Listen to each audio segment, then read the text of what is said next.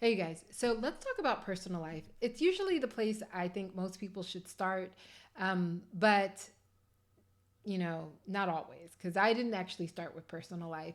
But when you're trying to formulate a strategy on identifying how to live a healthier life, you should probably start with personal life.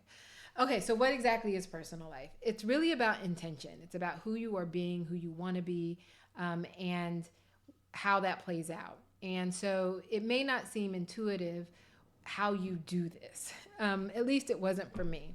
But there are several things that happened in my life that have allowed me to become more intentional about who I'm being, and who I want to be.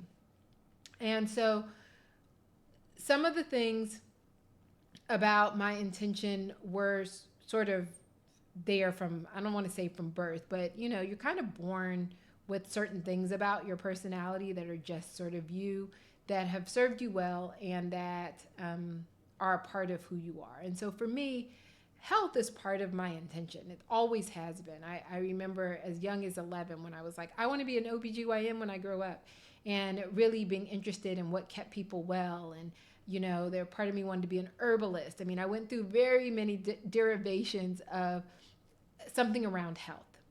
And so part of who I am, and my intention in all that I do, has to do with health. And so I've sought out health my entire life. Now, as I've gotten older, my intentions have shifted, my understanding of intention has shifted, and it's become a lot more of a challenge to be in tune with who I am now.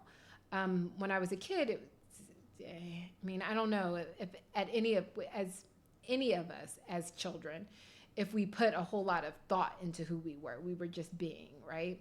But as we get older and we have a lot of inputs and a lot of different opinions and a lot of education or whatever it is that influences you, it becomes harder for some to be clear about who they are being, who they want to be. And for me, I've had to take somewhat of a tumultuous road to identifying who I am now. So, what are some of the things that I have done to get clarity?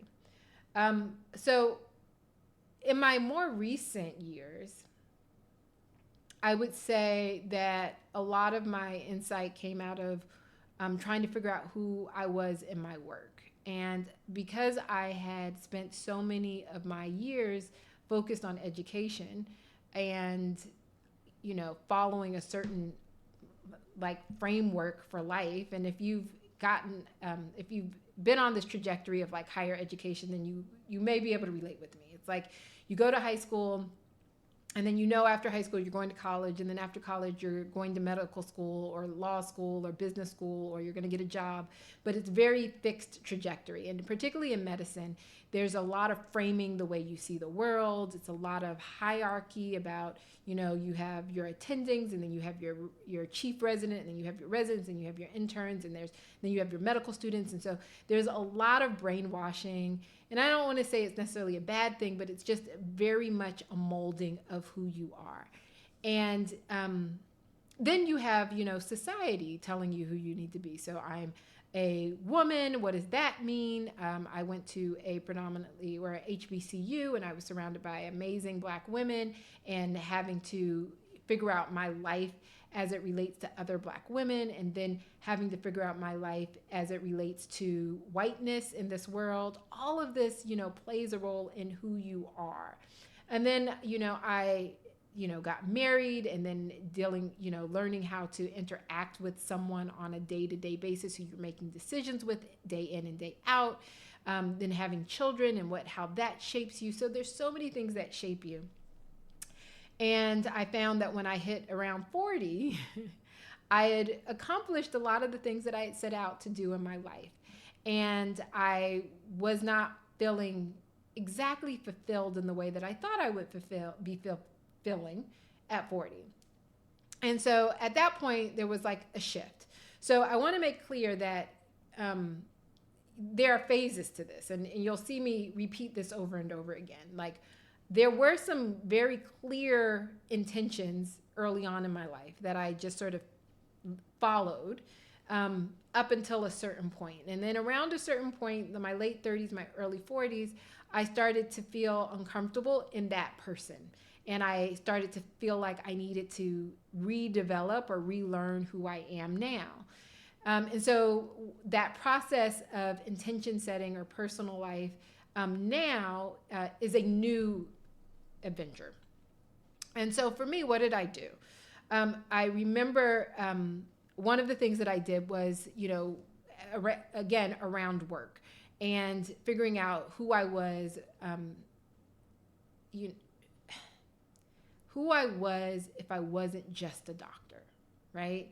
So my whole life I was Dr. Peoples. Even when I was a kid, my dad used to call me or Dr. White. That was my maiden name.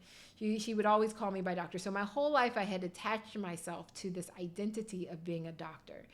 And that was my major identity, right? Like I was also a mother, I was also a wife, I was also a sister, I was also a daughter, but my major identity, the one that I led with, was doctor.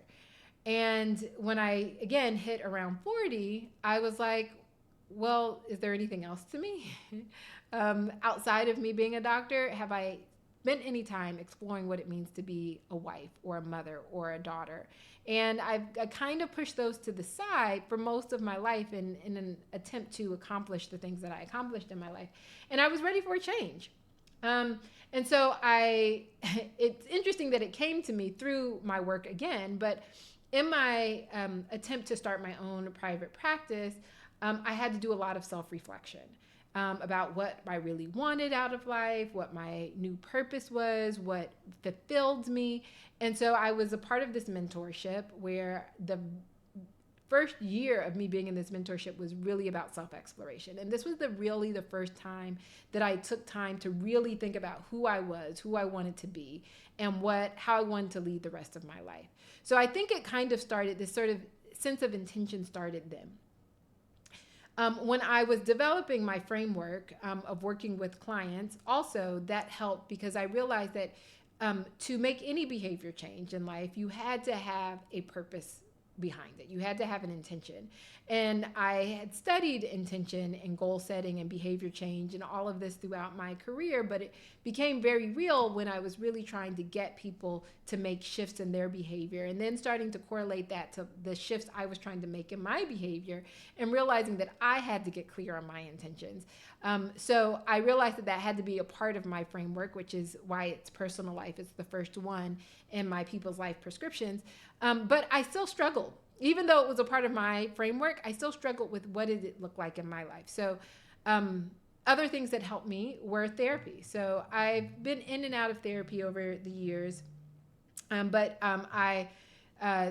around this same period of time, I was in therapy and more consistently. And that really helped me deal with a lot of, past exploration of my past and helped me identify a little bit more about who I was today. And then I actually did it wasn't really a mentorship. It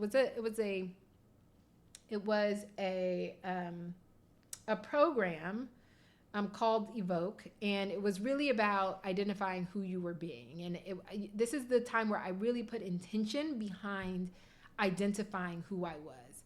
And meaning, there were like workbooks and activities and things that I did to really dig deep into who I was and who I wanted to be and how I wanted to show up in the world. So these are some of the actions that I've been taking, that I'm actively taking, to be more intentional about what I was doing. And then somewhere along the same time, I actually learned the power of intention. And if you know anything about me, I'm really into biochemistry. I really love to know how things work and why things work and why they're so important. So then I started to study the power of intention, and not like manifestation, but really like the biochemistry, like the neurotransmitters of what needs to happen with intention. And so I realized that this process of personal life, this process of intention is a constant ongoing thing. It is not something that you do once and it's done. It is a constant evolution, that the whole process of deciding who you're going to be and then not being that person, and then deciding to come back to it and being like, no, this is who I said I was going to be. This is who I'm going to be. And this cycle is part of the process. And that really changed my perception of who I was. Now I have embraced the idea of imperfection a lot more. I've embraced my down days. I've embraced the moments when I feel great as much as the moments I don't feel great, because I recognize it's a cyclic process. So part of my personal life is going through the process. It's like understanding that a lot of this is just process, and that I'm not always going to be perfect. I'm not always going to do it right. And that the whole point is not to be perfect. It's about progress. So, that's sort of the main things that, joining communities that helped and supported me, therapy, meditation, doing a lot of reflection. One of the things I do with my clients is a visualization technique to help really tap into your inner deepest desires. And then learning how to constantly come back to them over and over again, deciding over and over again who you're going to be. So that's personal life for me. Share in the comments what has worked for you in setting your own intentions and your own purpose, and who you are and who you're being every day. All right. Talk to you guys in the next video, where I think we're going to talk about sleep. I think we're going to talk about sleep. All right.